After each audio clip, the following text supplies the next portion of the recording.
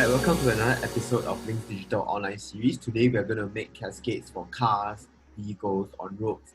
So we're going to use one of our videos that we have captured earlier, and we're going to include a cascade for vehicles. Right, so currently what we're going to do is we're trying to make sure that the vehicle that we're trying to identify is in front of, from our perspective, and of a certain size, which will mean that it is of a relative proximity to the vehicle that the video is taken from. Right, so to begin, we will have something like we did before. So maybe this time we can call a new XML file. So the file that we're using to identify is the cascade itself, which contains a lot of data, thousands and thousands of information inside, and we are going to call it and give it another function. So maybe we'll pass it through Cascade Classifier, which is part of the OpenCV library method, and we're going to call it maybe car detect. Right, so we're not going to look for all these, and we're just going to call the cascade file car detector. Right, so now inside the loop we have to do it the same thing. So we're capturing the frame. So we're not going to use the camera now. We're going to use one of this file that we have to identify vehicles. Right, so a successful capture frame. If it's successful, then we have our function inside here. So, right, so we have our gray frame first. So we have gray frame, and then we'll use the method CVT color. Then we'll pass in the frame, first argument, and then cv2.color. So the first step is important to change the color space from BGR to gray, because all the XML files, the cascades are all done in grayscale. So later on we'll explore using building cascades of different kinds of pictures, different orientations, maybe try to color or like black and white, and then we'll see how the cascades compare across each other. So for now, we'll just use the normal grayscale frame. We'll do it the more conventional method from some literature review that done earlier. So now we have to declare the cascade. So we'll do car spotted, the variable we'll use. Then we'll use car detect, and we'll pass in a method for car detect called detect multi-scale. Then we'll pass it through the gray frame. So what this will do is will identify any cars that are spotted. So if the frame contains something that looks like what the classifier deems as a car, it will flag it out. And then we will have to unwrap in inverted commas the car spotted variable to identify where the car is, and then we will draw boxes or draw a bounding square to detect where the car actually is. Right, so let's go on to the next step that we'll look at drawing the frame. Right, so now we want to find the cars in the frame. So we'll unpack the variable. So what we'll have at this point in time is that this car spotted is an array of four elements inside. So what is inside is the x coordinate of the initial point of the image, the y coordinate, as well as the height and the width of the vehicle or the car that we've identified. So what this will mean is that for the sake of it, let's just annotate on this. Okay, if we have a square, if we detect a car over here, and then say it's the car, two wheels, and from the back view of the car, this is the bad one. It's the back view. So if we identify this as a car, what this x1, so it will contain x1, y1, width, and height. So what this will mean, x1 is actually the x coordinate of this point over here, the top left box, top left coordinate. The y1 is the top coordinate of this one too. So it's x1, comma, y1. That's how it is, right? And then width is, of course, the width of the box, and the height will be over here. Simple. Right, let's clear that away and let's continue with the code. So for that, we have x1, y1, w and h like this. And so it's a loop. So what we want to do is identify the car. So we will have frame.cv2.rectangle. So we'll draw the rectangle on frame. So this is the frame that we want the rectangle to appear on. And then we'll have the x and y coordinates of the top left corner, then followed by the coordinates of the bottom right corner. So we have x1, y1, w.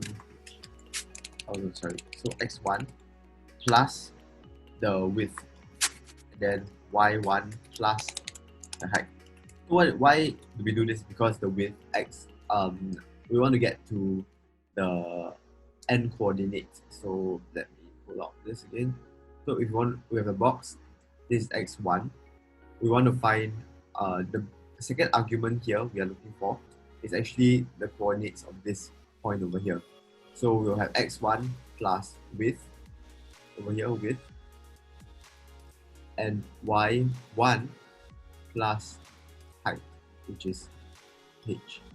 So we'll get this coordinate here, which is x1 plus w, and the y coordinate is y1 plus h. Alright, let's continue. So now we'll have to draw the other coordinates in the box. So that's these two coordinates are drawn. Now we have to just declare the color of the box that we want. So this and this. We can pass the argument of -1 to me. We want the whole box to be filled, or we can just do a simple one. Alright, so that's for this, and then we want to put a text. We want to say label car. So we'll use the method in CV2, which is put text, and then we will then again cite the frame that we want it to be in, and we'll have the words that we want to be labeled. So car is spotted. Let's just do this, and then we want to put like where we want the words to be, right? So if you want to be on the top left corner, then we'll just pass the x1, y1 coordinates, and then we choose a font, which is we have all these fonts to choose from over here. Let's just go with. They actually look pretty similar, so let's just go with this one. Then just add this size and the color of the words. So let's just say we want it in white. Okay, so now let's just print the frame. So what we'll do is we'll go down over here and then we'll just print the frame back on back. Yeah, we'll just do a cv2.show.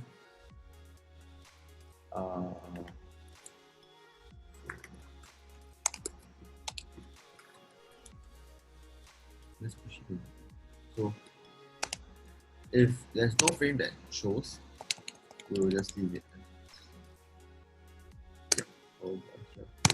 Right, so let's just run it and test our code. Okay, as you can see, the vehicles are spotted. One thing is that the frame is a little slated. Okay, let's throw in a function to scale down the frame. So like what we did previously. Let's just do the scale function. So we will scale function, then use it.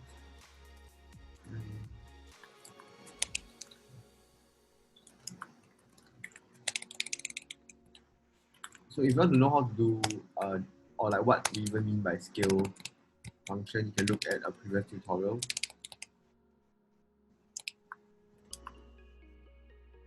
So what we did was we looked at how we want to scale a frame and how we can call a function from another Python file in the same directory to scale the frame down. So what this will give us is a video that runs more smoothly.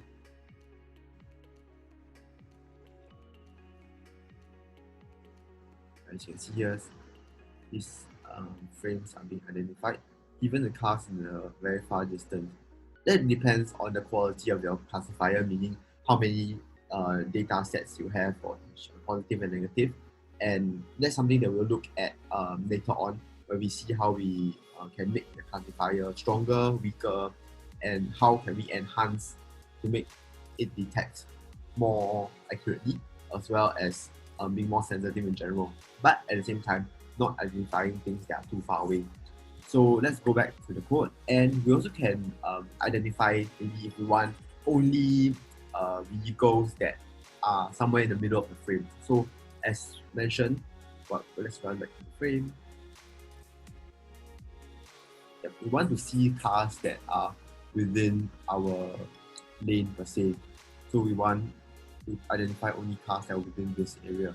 So what we can do for a start is just to bound the area. So we can just do a quick bounding of this square. So if the x coordinates and y coordinates lie between this area, then we will take it. But later on, we will look at how we can do things like having pointers to mark out the area that we want to have in range. So currently, for now, we'll just do the one in green. Clear this, and let's work on it. So first, we have to know what coordinates these are. So how we can do this, if we want to know the cars only in this 4 red dots, we look at what the coordinates over here.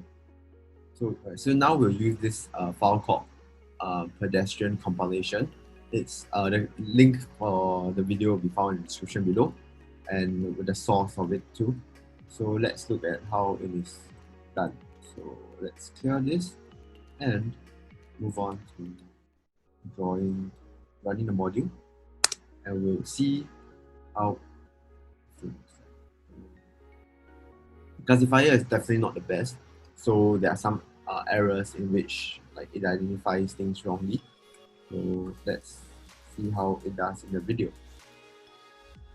The video started, you can see that in this projected results, at least it doesn't identify humans as vehicles, and then you can see the box how it blinks when there's a car in the frame.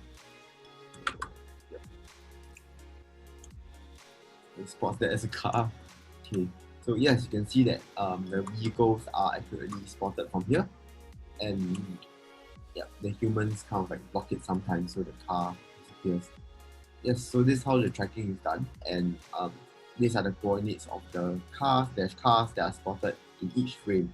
So each frame will represent one array that contains sub-arrays of each of the car that appears. Yep, so that's how it is. And so if we want to, we know that the cars are going to appear at a certain size, we can ensure that by making sure that the width, you can see that the cars that appear, the drain parts that appear as cars are quite small. So if the car is small or it is just a tiny object that is erroneous, we can filter it out by setting a threshold to the width and height. So maybe the small cars appear at less than 50. So we can just use 50 to filter it out. So when y is greater than 50, then we consider it. Similarly for h. So let's run this.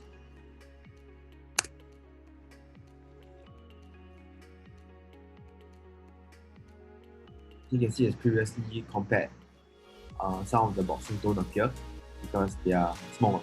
And the drain cover is not identified as a car because it is smaller than the size that we indicated.